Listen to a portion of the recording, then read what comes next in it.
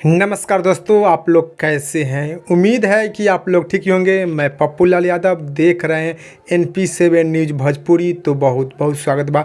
अगर आप लोग अभी तक NP7 न्यूज़ भोजपुरी को सब्सक्राइब नहीं किए हैं तो नीचे का लाल बटन दबाकर सब्सक्राइब कर दीजिए और साथ ही साथ वीडियो को लाइक कर दीजिए। तो दोस्तों, आप लोगों को बता दें कि आज खेसारी लाल यादव जी के बहुत ही अच्छा, बहुत ही प्यारा वीडियो रिलीज किया गया है।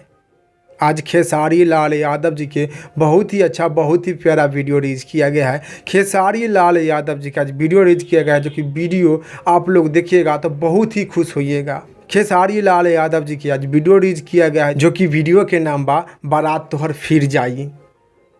खेसारी लाल यादव जी के वीडियो देखिएगा, बारात तोहर फिर जाई, तो आप लोग बहुत ही ज़्यादा खुश होइएगा। खेसारी लाल यादव जी के वीडियो बारात तोहर फिर जाई बहुत ही अच्छा, बहुत ही प्यारा वीडियो बा। तो आप लोग भी जाइए और खेसारी लाल यादव जी के बहुत ही अच्छा, बहुत ही प्यारा वीडियो बारात तोहर फिर जाई के देखिए और देखकर नीचे कमेंट बॉक्स में बताइए कि आप लोगों को देखने में कैसा लगा। बारात तोहर फिर जाई गाना को गाए हैं खेसारी लाल यादव जी और शिल्पी राज।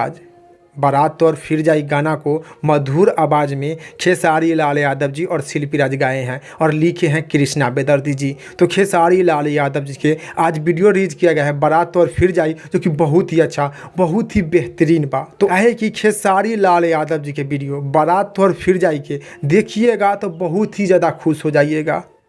खेसारी लाल यादव जी के वीडियो बारात तोहर फिर जाई के देखिएगा तो बहुत ही ज़्यादा खुश हो जाइएगा। खेसारी लाल यादव जी के वीडियो बारात तोहर फिर जाई के बहुत ही अच्छा, बहुत ही बेहतरीन बा, बहुत ही हाई लेवल के वीडियो बा।